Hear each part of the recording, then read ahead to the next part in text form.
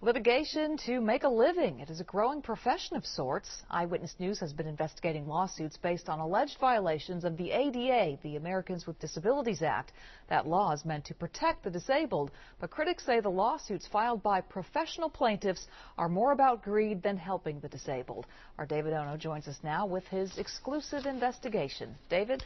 Michelle, one of those serial plaintiffs is Alfredo Garcia. There's no question about it. He is disabled, but the 41-year-old illegal immigrant and convicted felon makes a living suing Southern California businesses. We talked to a group of small business owners, all of whom are being sued.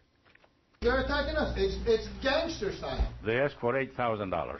It's nothing but extortion, is what it is. Nearly everyone in this room has been sued by one Southern California man, 41-year-old Alfredo Garcia.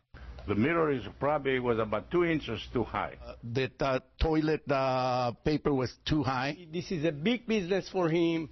Alfredo Garcia is a paraplegic, disabled, and in a wheelchair since 1996. Garcia did not want to talk to us about the more than 500 lawsuits he's filed against Southern California businesses.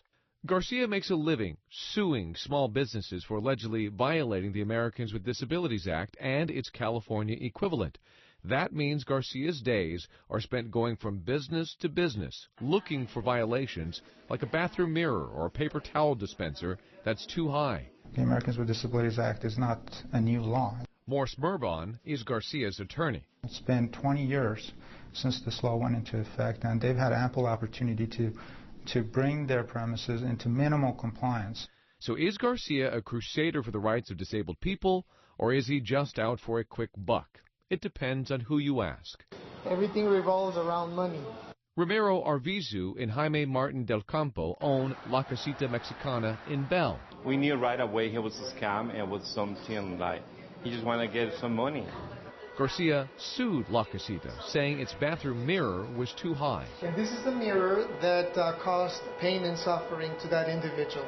Garcia claims he ate at La Casita 4 times, but surveillance video from those 4 dates shows no one in a wheelchair visiting the bathroom, which, by the way, has this full-length mirror attached to the door.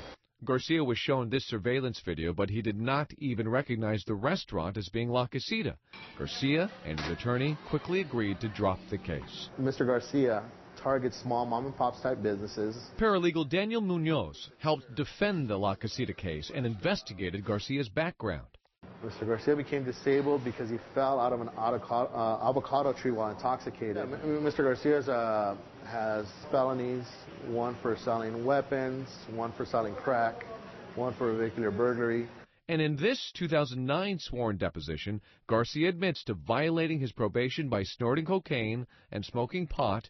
He also admits he's not a U.S. citizen, doesn't have a green card, and bought 2 Social Security cards off the street. We knew this was just legal extortion. Attorney Arthur Behrens took that deposition while representing El Ceviche Loco. During a break, Garcia asked to use the restroom at Behrens' office. He came in and used the men's room, but the real purpose of it was to measure our sink and the toilet height and the height of the safety rails for the handicapped, just to determine if he could find a violation. Garcia then filed a lawsuit against the attorney as well. Garcia later dropped the case. No one disputes the value of the Americans with Disabilities Act, but some say plaintiffs like Garcia aren't acting in the spirit of the law. You're seeing someone whose full-time job, if we can call it that, is to sue. Ryan McNamara defended El Pollo Loco against an Alfredo Garcia lawsuit. In a deposition, Garcia admitted the lawsuits help pay his bills and that he feels, quote, lucky whenever he finds an alleged violation. He's simply bounty hunting, and that's why he feels lucky, because every time he finds one of these things, he believes he's just found another lawsuit and an easy way to profit. I challenge anyone to come and sit in a wheelchair and go around with one of my clients every day and see if they still think these lawsuits are frivolous at the end of the day. Garcia's attorney, Morse Murbon, specializes in this type of litigation. He has a roster of clients who all file similar ADA-related lawsuits. And we'll have more on that tomorrow night at 11 o'clock, plus a closer look at why these serial plaintiffs don't always have to pay the court fees associated with filing lawsuits. It's your tax dollars funding these lawsuits.